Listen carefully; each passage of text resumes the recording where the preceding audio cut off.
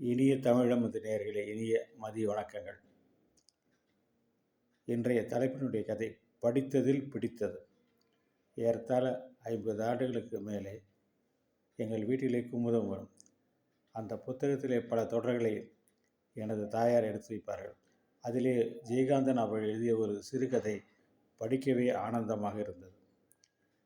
அந்த கதையை பற்றி இங்கே கூற விரும்புகிறேன். ஒரு புதுமையாகவும் அந்த கதை இருந்தது. இதுவரை படித்த கதையிலே ஒரு மாறுபட்ட கதையாகவும் அது இருந்தது. அந்த கதையை இப்பொழுது சொல்கிறேன்.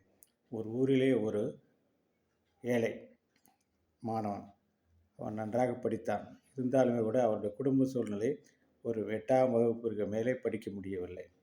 அதற்கு பின்னர் அவருடைய குடும்பத்தார் ஒரு ஜவுளி கடையிலே அவனை சேர்த்தார்கள். அந்த ஜவுளி கடையிலே அவன் எல்லா வேலையும் கற்றுக்கொண்டான். அவன் 8ஆம் வகுப்பு படித்திருந்ததினாலே அவனாலே வங்கிக்கு சென்று அங்கே பணத்தை செலுத்தவும் பணத்தை எடுத்து வரவும் அவனுக்கு பழக்கமாக இருந்தது. அவன் அந்த கடையிலே ஒரு நல்ல ஒரு முதலாளிக்கு வேண்டியப்பட்டவனாக இருந்தான். காரணம், எல்லா வேலைகளையும் அவன் நல்ல முறையிலே செய்தான். வாடிக்கையாளர்கள் எல்லாம் அவர்களுக்கு பிடித்திருந்தது. அந்த வகையிலே அவன் அந்த முதலாளிக்கு சீரும் சிறப்புமாக தன்னுடைய பணியை செய்து வந்தான். இந்த சூழ்நிலை நன்றாக ஒரு 5 வருடங்கள் சென்றிருந்த நிலைமையிலே ஒரு நாள் அந்த முதலாளியுடைய உறவினர் பையன் ஒருவனை அந்த கடையிலே சேர்த்தனர். அவனுக்கு இவனைப் போல் 2 மடங்கு சம்பளம் கொடுத்தார்கள். இது இவனுக்கு மிகுந்த ஒரு வருத்தத்தை ஏற்படுத்தியது. ஆனால் அந்த புதிதாக வந்த பையன் நிலைக்கவில்லை. அவன் வேலையும் கற்றுக்கொள்ளவில்லை. இவ்வாறு ஒன்றும் உதவாத ஒரு பையன்களுக்கு தன்னை போல் 2 மடங்கு சம்பளம் தருகிறார்களே என்ற ஒரு வருத்தம் அவனுக்கு இருந்து கொண்டது. இதேபோல் பல அவருடைய உறவினர் பசங்கள் வருவதும் அவருக்கு அதிக சம்பளம் தருவதும் அவன் பின்னாலே சென்று விடுவதுமாக இருந்தது. ஆனால் இவருடைய சம்பளம் மட்டும் உயரவில்லை.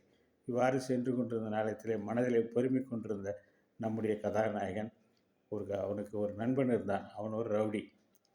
அவனிடம் ஏன் செல்கிறாய் என்று பல பெரியவர்கள் இவனுக்கு அறிவுரை கூறியிருந்தார்கள். இருந்தாலுமே கூட இவன் அவனிடத்தில் சிநேகிதமாகவே இருந்து வந்தான். இந்த மனதிலே இருந்து வந்த அந்த ஒரு வடுவானது தனக்கு சரியாக சம்பளம் கொடுப்பதில்லை என்று அவனுக்கு இருந்த அந்த குறை தொடர்ந்து வந்து கொண்டே இருந்தது. ஒரு காலத்திலே இவனுக்கு பின்னாலே சேர்ந்தவர்களை எல்லாம் தனக்கு வேண்டியப்பட்டவர்களால் அதிக சம்பளம் கொடுத்தார். ஆனால் அவர்கள் இவனை விட அதிகமாக வேலையும் செய்யவில்லை, நம்பகமாகவும் இருக்கவில்லை. இது பெருமை கொண்டிருந்தே இருந்த ஒரு சமயத்தில் ஒரு நாள் இவன் நினைச்சால் அதிக பணத்தை வங்கியில் செலுத்த வேண்டியிருந்தது. அந்த பணத்தை எடுத்துக்கொண்டு வரும் பொழுது இவன் அந்த ரவுடியை சந்தித்தான். அந்த ரவுடியிடம் சொன்னான், நான் எவ்வளோ கஷ்டப்பட்டும் எனக்கு அவர் எந்த விதமான ஒரு பரிசும் தருவதில்லை. என்னை ஒரு வார்த்தைக்கு கூட நல்லதாக அவர் போற்றவில்லை. மாறாக எப்பொழுதும் கடிந்து கொண்டே இருப்பார். இந்த பணத்தை எடுத்துக்கொண்டு ஓடி விடலாமா என்று நினைக்கிறேன் என்று அவனிடத்தில் சொல்வான். அவன் அதற்கென செய்துவிட்டால் போயிட்டு வா, நான் ஒரு துணையாக வருகிறேன் என்று அழைத்து கொண்டு அவர் ரயில் நிலையத்துக்கு சென்று அங்கிருந்து ஒரு ரயிலை பிடித்து நேராக சென்னை சென்று விடுவார்கள். சென்னையிலே அவர்களுக்கு அந்த ரவுடிக்கு தெரிந்த இடத்திலே ஒரு ஹோட்டல் இருக்கும். அந்த ஹோட்டலில் போய் தங்கிக் கொள்வார்கள், சாப்பிடுவார்கள். இந்த மாதிரி அவர்கள் இருந்த நேரத்திலே வெளியே வரமாட்டார் நம்முடைய கதாநாயகன். அவனுக்கு வெளியில் வந்தால் யாராவது பிடித்து விடுவார்களோ, ஊர்க்காரர்கள் பார்த்து விட என்று. ஆனால் இந்த ரவுடி என்ன செய்வான், அவன் கொண்டு வந்த பணத்திலிருந்து 100 ரூபாய் 100 ரூபாய் எடுத்துக்கொண்டு போய் சாப்பிடுவான். அவன் மேலும் மது அருந்துவான். இதையெல்லாம் பார்த்து கொண்டிருக்கிற இவனுக்கு கோபம் வந்து கொண்டே இருக்கும். நம்முடைய பணம் இவ்வாறு குறைந்து கொண்டே இருக்கிறது, இவனுக்கு இது பணத்துக்கு என்ன சம்பந்தம், இந்த பணத்தை எடுத்தது நான் தானே, இவன் என்ன இப்படி செலவழித்து கொண்டிருக்கிறான் என்ற கோபப்பட்டே கொண்டு இருப்பான். இவ்வாறு இருக்கையில் அந்த ரவுடி ஒரு நாள் என்ன செய்வான், இவனுக்கு மது பாட்டில் வாங்கி கொண்டு வந்து கொடுப்பான். ஏன் நீ சாப்பிடாமல் இருக்கிறாய், பணத்தை வைத்துக்கொண்டு என்ன செய்ய போகிறாய் என்று வற்புறுத்தி அவனை குடிக்க வைப்பான். குடித்ததுக்கு பின்னாலே இவன் மனதில் இருக்கிற அந்த கோபம் வெளிப்படுகின்ற நேரத்திலே இவனை பிடித்து தலைமுறையை பிடித்து ஆட்டுவான், கன்னத்திலே அறைவான். என்ன, நான் கொண்டு வந்து திருட்டு பணத்தை எல்லாம் நீ எடுத்து செலவு பண்ணி விடுவாயா என்று கோபத்தோடு கத்துவான். அவனிடத்திலே சண்டை போடுவான். இந்த சண்டையும் கூத்தும் நடந்து கிடக்கிற நிலையிலே ஒரே சப்தமாக இருந்தது. அந்த ஹோட்டலுடைய முதலாளி உடனடியாக பார்த்து போலீஸிலே புகார் கொடுத்து விடுவார். காவல்துறையில் இருந்த அதிகாரிகள் இருவரையும் பிடித்து கொடுத்துள்ளார். இவன் மது இருந்த காரணத்தினாலே மயக்கம் போட்டு விடுவான் போலீஸ் ஸ்டேஷன்லேயே. இந்த ரவுடி தன்னுடைய சார்பிலே ஒரு ஸ்டேட்மெண்ட்டை கொடுப்பான். அதிலே தான் அந்த பணத்தை இவனை கொடுத்து வந்த இந்த கதாநாயகனை கடத்தி வந்து விட்டதாகவும், அவனுக்கு இந்த கடையில் வேலை செய்த நம்முடைய கதாநாயகனுக்கு எதுவும் தெரியாது என்றும் ஒரு ஸ்டேட்மெண்ட் கொடுப்பான். எனவே அவர்கள் அவனை சிறையிலே வைத்துவிட்டு அவர்கள் மீது வழக்கு தொடரும். அதே நேரத்தில் இந்த பையனுடைய விலாசத்தை அந்த ரவுடி மூலம் கேட்டுக்கொண்டவர் ஊருக்கு தெரிவிப்பார்கள். ஊரிலே அவர்களெல்லாம் நேரடியாக வந்து எங்கள் பையன் ரொம்ப சாதுவானவன், அவனுக்கு எதுவும் தெரியாதவன், இவனைத்தான் கடத்தி வந்து விட்டான் என்று சொல்லி இவன் நிரபராதி என்று கூறி அழைத்து போய்விடுவார்கள். அதற்கு பின்னால் இவனுக்கு நிரந்தரமாக ஜெயில் வாசம் வந்துவிடும்.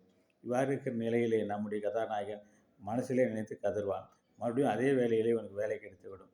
இவன் உத்தமன் என்று நம்பி அந்த முதலாளி வேலை கொடுத்து விடுவார். இவனுக்கு வேலை செய்கிற ஒவ்வொரு நாளும், சம்பளம் வாங்குகின்ற நாளும் இவனுக்கு மனதிலே ஒரு விதமான ஒரு சூழ்நிலைக்கு சரியாக அவன் யாரிடம் பேச மாட்டான். அந்த சூழ்நிலையில் இருப்பான். இந்த சூழ்நிலை எப்படி இவன் தவிர்ப்பது என்று நினைத்து கொண்டிருக்கிற நேரத்திலே ஒரு தகவல் வரும். இந்த மாதிரி இந்த ஜெயிலில் அவன் இருக்கிறான் என்பதை இவன் தெரிந்து கொள்வான். தெரிந்து கொண்டு ஒரு நாள் இங்கே ஒரு ஞாயிற்றுக்கிழமை போன்ற விடுப்பான நாளில் அந்த ஜெயிலுக்கு செல்வான்.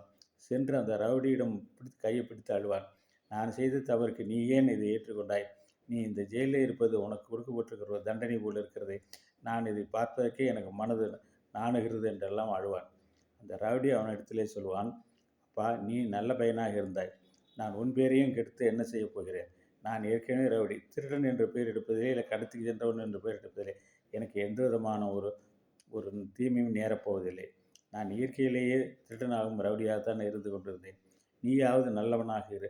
நாளைக்கு வெளியிலே வருகின்ற காலத்திலே நாம் இருவரும் நண்பர்களாக இருப்போம். எனக்கு ஒரு நண்பனாவது உண்மையான நண்பனாக நீ கிடைத்தால் அதே எனக்கு போதும் என்று சொல்வான். கதை முடியும்.